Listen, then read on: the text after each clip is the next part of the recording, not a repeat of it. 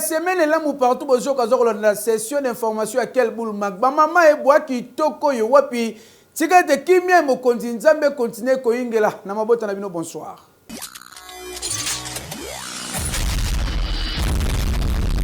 Tofongola quel boule mag ya lundi ya lelo pona ko bisana bino ke ordonnance présidentielle aux ali ko porter bongo nomination ya ba mandataire ya l'état na ba entreprise stratégique. Et ça le met avec un partenaire de logis banane ne ba nommé élément de réponse dans reportage oyo.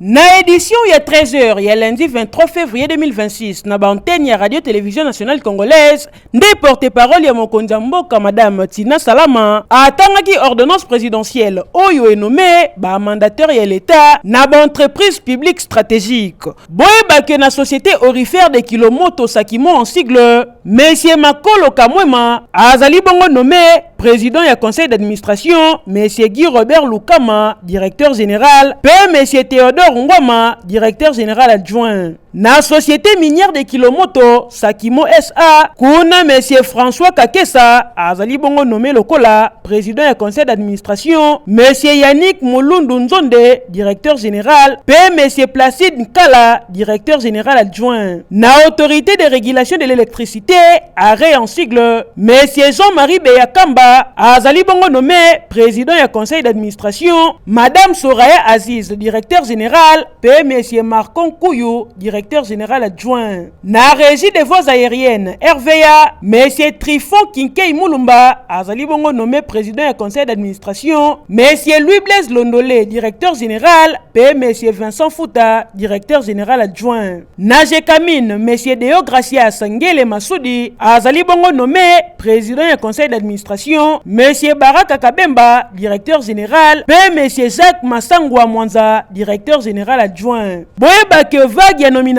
oyo et touché ba secteur minier, énergétique, pe aéroportuaire oyo ezali pilier stratégique et économique congolaise. EKI bouclage mixte entre FARDC et la police et Selema Kibongo na Kankokolo. Ba détail besoin na reportage oyo.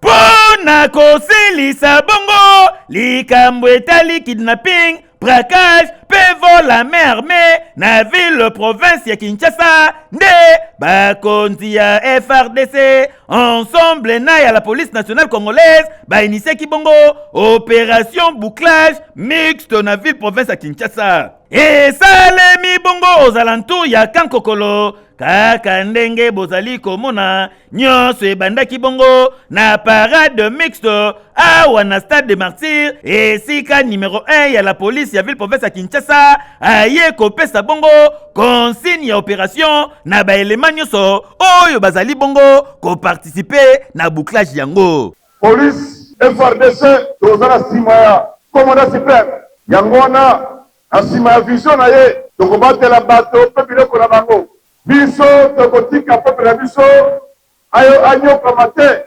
tokobatela population na biso ndenge commandant suprême ayebisi biso ye peuple d'abord. Na terrain tika na yebisa bino consigne respecté Boutou Mobimba kolongwa le 21 kokoma 22 février nde bauti ko maîtriser 94 présumés oyo ba mipesa bongo na kidnapping pe braquage bakangi bango na ba arme blanche boyo ka le général Israël Kantu Bakulu ndenge ya communicaki mitinde oyo epesamaki mpo na biso tokeli yango malamu.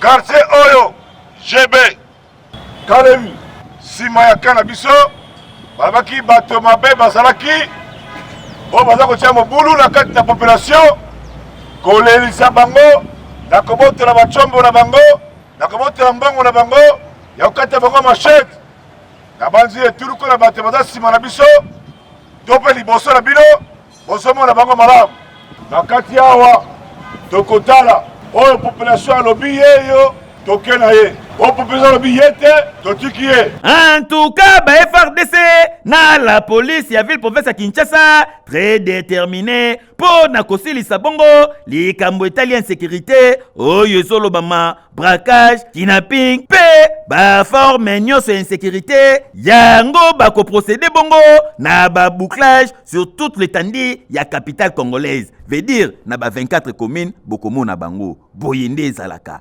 ekei. Ezali mpona kosenga bongo justice ya batu nyonso oyo bakufa na parti est ya RDC yango nde esali ke honorable Ogi Kalonji Elia Tchangu a lancé bongo campagne ya 300 000 signatures pour na dossier oyo ba détail bozwa na commentaire oyo.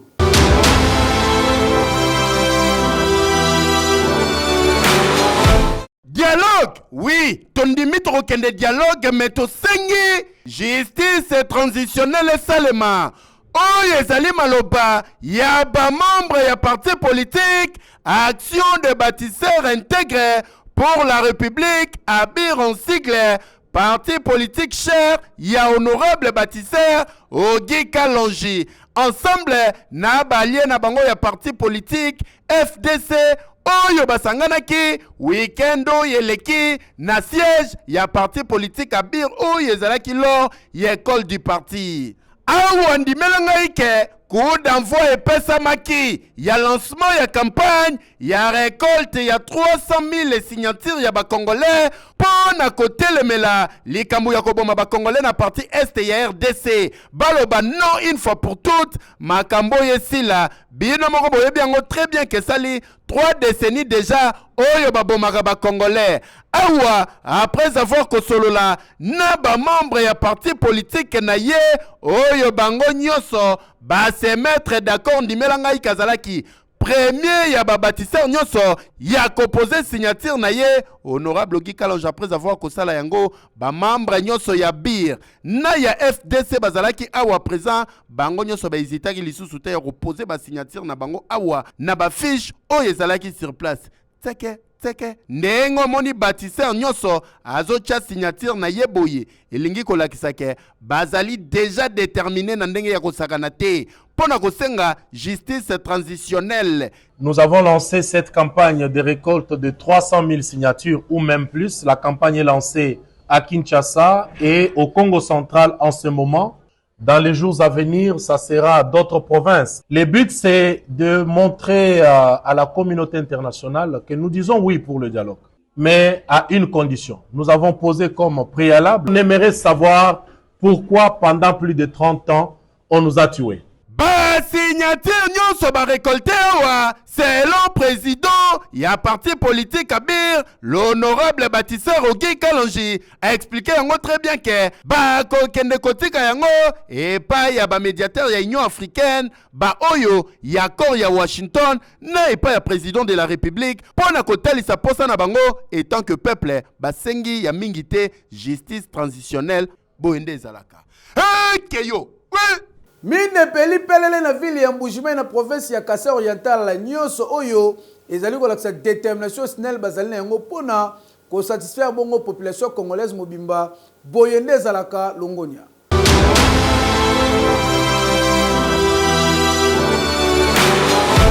Ville ya Mbujimai na province ya Kasai Oriental oyo ezalaki bongo longtemps confronté na problème ya installation pe suffisance moko énergétique, veut dire molili ezalaki na ndenge kosakana te bazalaki na problème sérieux ya courant. Kasi ba connaître bongo relance moko progressive entre 2019 et 2026 grâce à réhabilitation pe ya mise en service ya ba cabine belé. Lokola na commune ya Muya cabine 111 oyo etikalaka bongo inactive pendant plus de 17 ans ezonga bongo en service na 2025 avec capacité à 400 kVA et quoi alimenter bongo près de 300 ménages.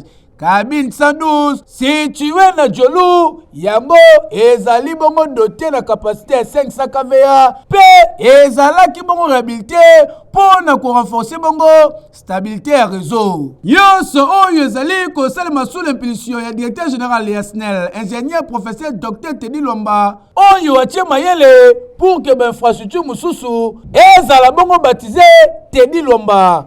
lokola na hôpital ya Muya kabine moko ya 630 kVA éco-sécuriser bongo alimentation électrique ya structure sanitaire kobanda mise en service pe ba ménage ya nzinga bokanga pe boyeba ke na nouveau quartier bovin na commune ya Kanshi kabine moko ya 400 kVA éco-alimenté bongo désormais plus de 100 ndaku mokoka kasi selon directeur provincial Yasne la Kasai Oriental, Monsieur Jacques Crispin Moutendi, atalisi ke ba avancer oyo ezali kolakisa volonté ya ko améliorer qualité pe continuité à service. Kasi esengeli konote ke na Mbushimai, retour progressif ya électricité ezali ko symboliser dynamique moko ya modernisation pe engagement vers un avenir énergétique oyo kozala bongo plus stable. Boyende Zalaka. Hakeyu. Oui. Basali première revue annuelle na bango zali bongo bandeko ya CDC RDC elekana kindenge nini bozwa reportage oyo.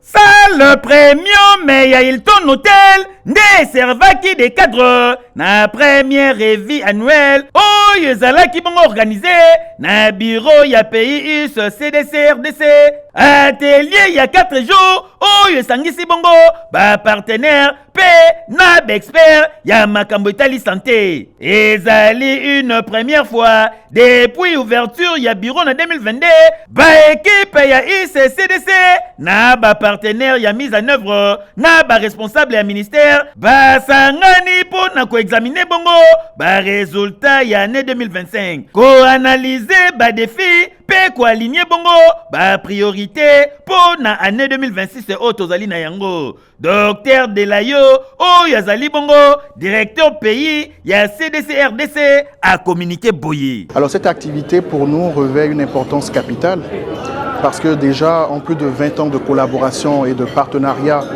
avec le ministère de la Santé et donc avec le gouvernement de la RDC, c'est la première fois que nous avons cette opportunité d'organiser ce que nous avons appelé une revue annuelle conjointe avec non seulement nos partenaires de mise en œuvre, mais aussi avec les autorités nationales du pays.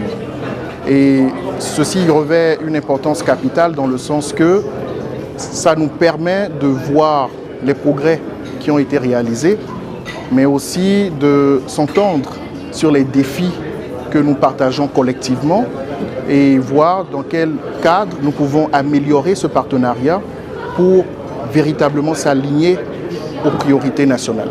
Nous appuyons par exemple les questions de vaccination, nous appuyons aussi la surveillance des maladies, nous appuyons aussi les urgences sanitaires, nous appuyons le contrôle de l'épidémie, de certaines épidémies ou de certaines maladies. Atelier monene oyo organisé conjointement na RTI international ezali bongo ko traduire volonté claire pour na ko renforcer bongo impact ya coordination pe ya alignement ya ba priorité nationale et kozwa bongo 4 jours soit kobanda lundi 23 février ti kokoma bongo jeudi 26 février 2026 boyende ezalaka.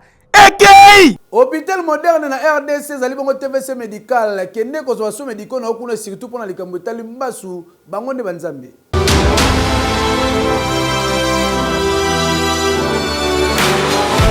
Sikana yebisa bino na TVC médical toujours une longueur d'avance par rapport à la technologie, par rapport à kilelo. Botala bino moko, baye na pareil ya sika, na kombo ya question hyperbole, ezali appareil obozali komona, po na ko traiter bongo, ba pota ya ndenge na ndenge. Mingi ba pota, oyo esilisaka, ba minganga mayele. Otamboli nango partout, ezo kaukate, olie pote koma rouge, yango ezalaka kaka pembe. Solution nango yango yo, awa na TVC médical, bazui machine oyo, e kausaka yango, bolande explication oyo. Question hyperbare, ezali oxygénothérapie hyperbare, c'est-à-dire ezali ndaku moko oyo une chambre hyper oxygéné ou mutu akokota na kati et puis topesi oxygène à des pressions élevées supérieures à la pression atmosphérique. Topesi na pression ezali élevée. Rôle nango ezali que batisi oyo poso oyo esi ebebi makile ezokoma malamu mingi te, oxygène pe nesika wana ezokoma malamu mingi te po te kocicatriser noki te. Maintenant totie mutu na kati ya chambre wana na kati ya caisson hyperbare azo bénéficier na oxygène koleka oxygène oyo pression koleka oyo eza libanda oxygène ekozala forcé ya kokoma na batisi wana ya kokoma na bisika oyo wana ezali déjà nécrosé. Et tant l'oxygène est en quantité suffisante dans bisika wana, la conséquence ça sera quoi? Ça va faciliter la cicatrisation parce que pota est commis très bien oxygéné. Oxygène est ébélé, oxygène est barol ébélé, jouer à l'anzoto ya moto, to vivaka grâce na yango entre autres. Alors vous verrez que même les tissus, ils en ont besoin d'oxygène pour qu'ils aient envie, pour qu'ils aient envie et pota et sila. C'est pourquoi là, c'est une autre méthode au-delà de ce qu'on faisait déjà depuis tout ce temps que TVC médical existe. Na année ya cicatrisation ko annoncer bino que tozo sala les sous qui sont hyperbares et comme disponibles na TVC médical ozali na pota ezo umela oye to sali nyonso to lobby et puis to cotisation na question hyperbare aux oxygènes ebelé pour nous faciliter cicatrisation ya pota. Ekeyo! Oui! Na province ya Congo central tokutani na centre de santé na kombo ya Ewa Bora kasi condition aux population azali ko isolation médicaux bolukile en kombo.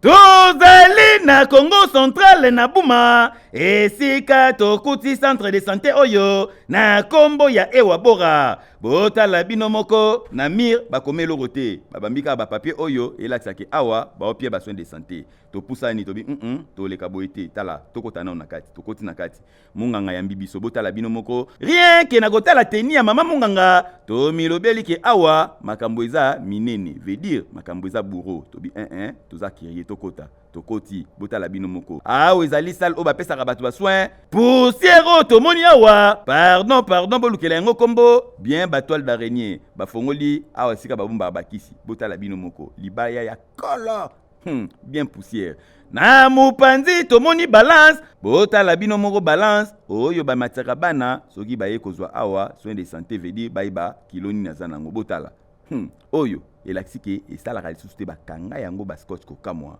na mupanzi tokoti sale oyo ya accouchement botala bino moko ba condition ezali awa mbetu ya mabaya kote kuna ya bende batika nka bongo awa nde babisa ba mama pusa po junior abotama tolongwe tokoti siko na sala hospitalisation ema me botala bino moko kote kuna mbetu bacha mitalaka ya pamba awa siko tala condition yango ya mousse eza mwa ndambu mo bakata ndambu bacha wana lala na ndenge na yo eloko ya bien awa ezali kaka ba moustiquaire po bazwa yango fele toluki tomona ta microscope ezalaka te tomona ta bistouri ezalaka te tomituni awa musala yango ya kosoigner esalema ndenge nini yoka papa munganga. Nous manquons aussi les laboratoires, ça des labos comme chambre. Nous manquons aussi la pharmacie comme un médicament. Même notre responsable n'est pas ici. N'avait pas nous préparé votre arrivée. C'est pourquoi nous vous présentons seulement immédiatement parce que nous sommes capables, les figures que vous trouvez ici, nous n'avons pas vous laisser comme ça. Il faut que nous vous expliquions ce que nous portons dans notre tête. C'est pourquoi notre préoccupation. Donc, soki olandi maloba ya munganga elakisi ke nyonso awa eza mabe ya malonga eza te po munganga ye moko teni abeti soko tali yango okanisa ngo ya maître William wapi o azaka mécanicien na kwa bungu diko kamwa.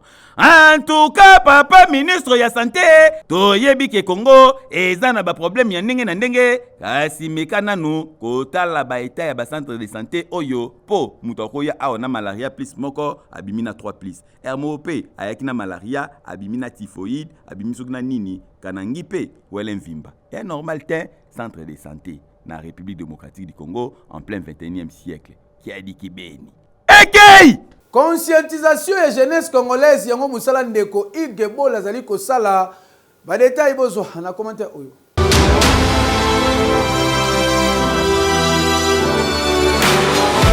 Pas question de trahison entre les Congolais. Les lois République démocratique du Congo zali na makambo belé mingi oyo zali ko déranger leader ya jeunesse congolaise mais c'est Igebo le Ndombo na idéologie pe soucio za la kanango ko conscientiser jeunesse congolaise pe République démocratique du Congo besoin bongo conscience collective. Les lomboka zali na ba désordre, impunité, injustice.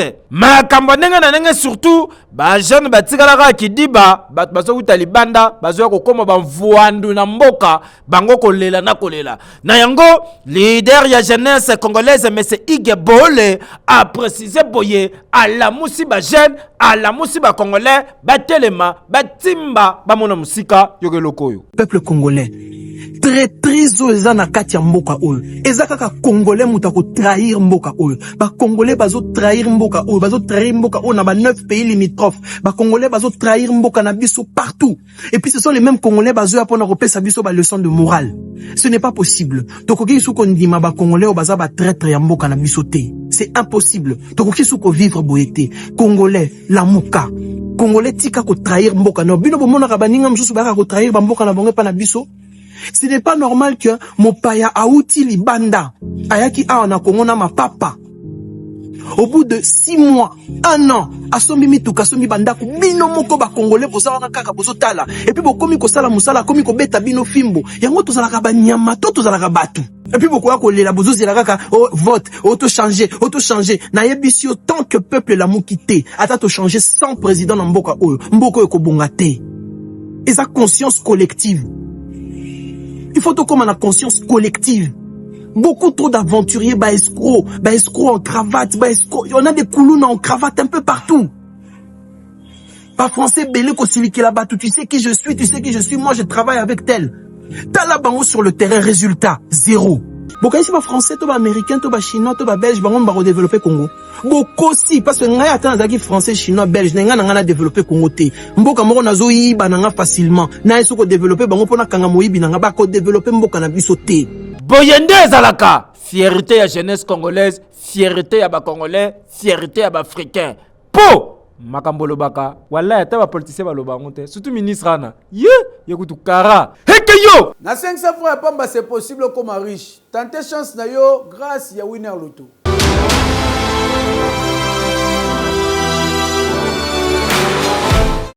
Les lotos colata makasi. Souka. Il y a des jours comme ça. Bienvenue chez nous. Vous avez de belles choses, hein? Oh my God, c'est joli. Écoute. Waouh. Ça me va. Ça va? Ça va? Tu as tout pour faire rêver. Madame. Oui, monsieur. Ça, c'est à combien? C'est à 1200. Hein? Chance na la terre pantalon, hein? Chance. Maman, ibungo yanga binkuto izali combien? Oui, sa collection Kala, mais ça na 1300. Ah, yampi na yuki murunge. Madame, ça c'est à combien? Mais papa, oui, sa nouvelle collection, hein? Et ça na $2300. Ah bon? Pesanga mi balé. Ah, il y a beaucoup de gagnants. Certains sont parmi vous. Winner Loto a déjà commencé. On subit déjà ticket d'ailleurs. 500 francs seulement par ligne. Gagnez 5 numéros pour les jackpots à partir de 100 millions de francs congolais. Et pour la première fois en RDC, gagnez 5 numéros plus un super numéro pour les super jackpots de 1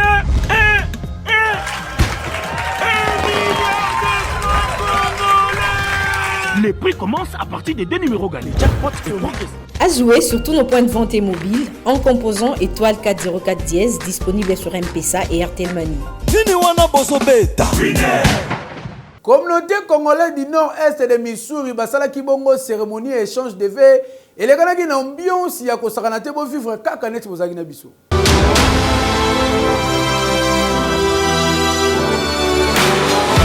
Pona kobanda année 2026 kitoko pe kotaombela na bongo mobu elamu yango communauté congolaise du nord-est ya Missouri na États-Unis baorganizaki bongo cérémonie ya échange de vœux awa na sale kitoko oyo esika bayaki kosangana po na kopase bongo babo moment. Communauté congolaise du nord-est ya Missouri oyo ekumamaka bongo na président na yango Fabrice Mamona pe vice-président Azaf Pengele, trésorier Taifa Mbaya. Kaka ndenge bozali komona des drapeaux ya Congo Kinshasa na ya Congo Brazza elakisi ke communauté oyo ezali kosangisa bongo ba ressortissant ya deux pays ya Afrique centrale oyo ezali bongo République démocratique du Congo na République du Congo oyo tobengaka bandeko ya Brazzaville. Nyonso ebandaki bongo na prière oyo esalemaki bongo na moko ya ba comité des sages oyo ezali bongo Pasteur Laurent Kanyota pe na sima na yango président Fabrice Mamona aye kotalisa ke azui appel kotalisa ndeko na ye veut dire yaya na ye propre Bosco Mayemba auti kotika biso nde ba observaki bongo une minute de silence. Si manayango mot de circonstance eye kosalema bongo na président Fabrice Mamona oyo ayaki ko interpeller na communauté mobimba esengeli bazala soudé bazala na bomoko ayaki pe kotalisa ba objectif oyo bazali na yango na communauté ezali bongo kolongola division kozala ini pe koyeba ko s'entraider soki moninga zwi likambu koyeba ko soutenir pe koyeba koyamba bongo batu ya sika oyo bautaka bongo na Congo Kinshasa to pe na Congo Brazzaville oyo bakitaka awa na eta ya Missouri na États-Unis d'Amérique. Bino moko boyebi cérémonie échange de vœux ezalaka pe moma ya fête baye kofongola buffet oyo balambi bongo biloko ya mboka veut dire biloko ya République démocratique du Congo. Dans la délégation osangana biso nyonso bakomona po tozo préparer na ndenge tozanga moko délégation ya équipe mpona kozwa pe kosélectionner bakongole oyo kutana na Mexique mpona kosoutenir Lion Léopard. En tout cas, boyende zalaka Congolais à Kinshasa, Congolais à Brazzaville, awa na Missouri, balakisi ke bazali lumière ya monde. Ekei! Au lieu de sécuriser la population quinoise, la majorité ya souciate awa na province à Kinshasa et comment on a essayé de rebomba en moto na mituka ba policiers va nga redéplacer pour écouter la bombe quelque chose.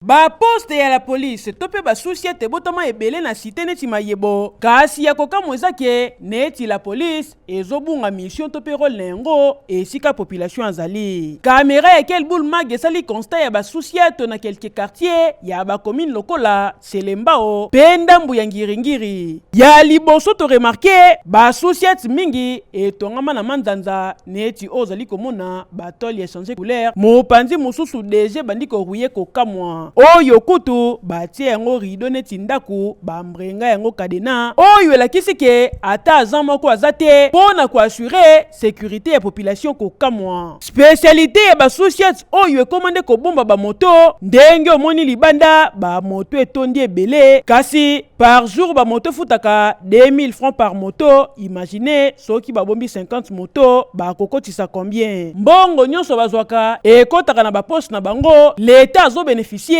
ata na eloko te oyo eza normal te. Poste ya police mususu kutu tokuti babombaka na bango biloko na kati eza nde particulier moko aza commerçant esika robomba biloko na ezalaka te akomisa awa neti dépôt afutelaka yango par mois kokamwa. Mais ya pasi ezake esika ba société o ezali nde esika criminalité ya makasi ezosalema okomona ata na moi makasi bakuluna bazobunda soki population ayembango pona robenga ba policier baboyaka kokende po bayebi ke soki bakei ba moto ezalaka awa ekotikala kobunga babangaka ngambo soki pe bavandi bamoni neti kope ezokota te wana basangani bango nyonso liboke ya mbika basali mulongo babandi kokota na baveni bikanga oyo wapi bamona jeune garçon te et surtout sokoza na lox to pe suki bakanga to pe olati eloko litoi po na bango bayebi koza kuluna bakotia okraka baye na poste tio kofuta amende sima babimisi yo yoka ndenge population déplorée koto bazoni yokola bana jeune garçon koto kwa bamba mwana moko bala bukali mkongo chaque jour ko beta ko kanga bana baseni donc la vendredi oyo na demi dimanche na tango asali loko moko te na bakoleka na tiku d'église oya na zoya amonika ba policier bazokanga batu ngapi bakanga mbala moko oye na futi pe 50 000. En tout cas, général Israël Kantou, mais quand nous régler situation oyo, ya ba société botomi mingi, surtout na ba cité, pour na place ya ko sécuriser population, ba ngomokonde ba koma ko semer des ordres na ndenga ko sakana te. Eki azali motocycliste oyo bakino abera wewa, azo masasi na makoloti lelo ezalaka na nzoto. Ndeko héritier azali ko senga lisungi na batamite ya malamu batala na nkana ye surtout ba ONG ba fondation pe ba pasteur.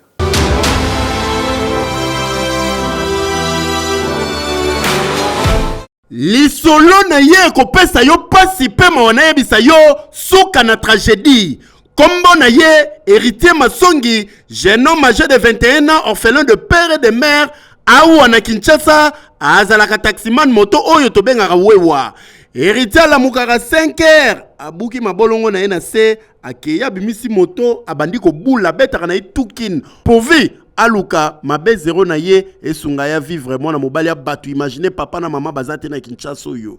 Héritier la muka bon matin kaka ndenge zalaka na kota kop 5h du matin tala kaka boye ezaki na commune ya Lingwala. Akutani na ba mokema kema awa babotola ye moto. Yo tika moto na résistance wana kaka lokola mobali atali moto yango nde papa yango mama nanga ameko sala résistance boye babeta ye masasi na lokolo na ye ya gauche bakenda na moto azonga ndako abandiko senya bandiko senye abandiko mela bakisi. Imaginez lisasi ndeza na lokolo me nani ako supporter nani ako kipe ye a se retrouver lelo 5 mois na 2 semaines azalaka na pavillon 6 awa esika zali na hôpital général de référence ex mama ye mo awa. Ba chanjaka yeka makila azwaka bakalma mais opération na ye ezo senga $900 ya pamba marozwa wapi mwa bekonomi na ye ya mike azalaki nango yango sila na ko changer makila na mwa bakisi ko calmer mwa ba douleur ba calma kaka ndenge zalaka ko lia na ye kutu ba malade mususu a se retrouver na bango même pavillon awa nde bakangiselaka ye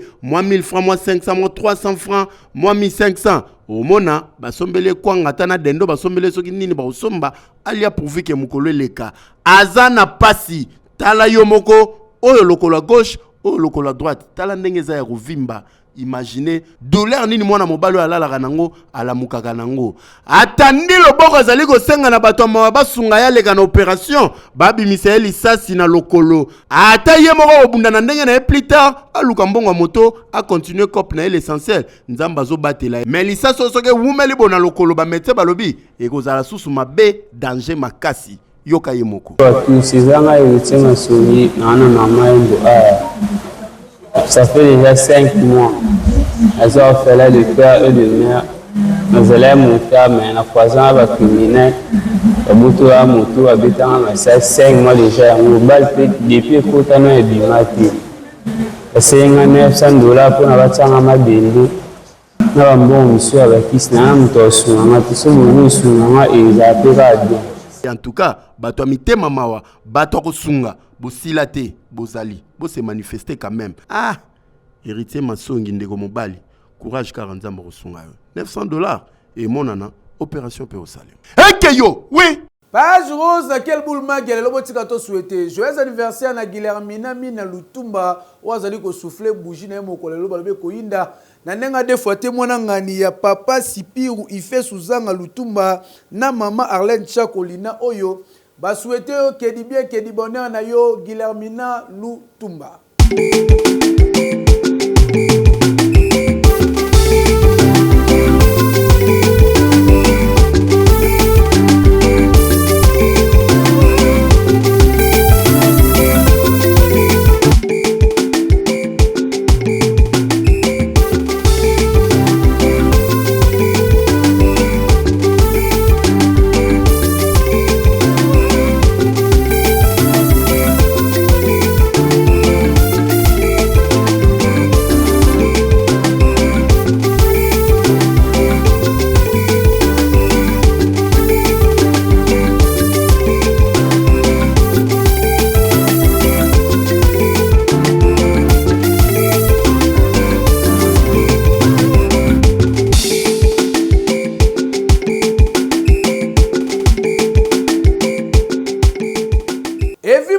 azalaki bongo na assistance quel boule mag ya lelo komi complètement na suka ba mama tolo bali susu nini botika to pesa mbote na coach de Emilia Lomo cheveux blanc lela quel boule makaso pourquoi pas na mama Deborah Lwando de elle motem excellence gi Lwando bango so batali quel boule te bala la rati.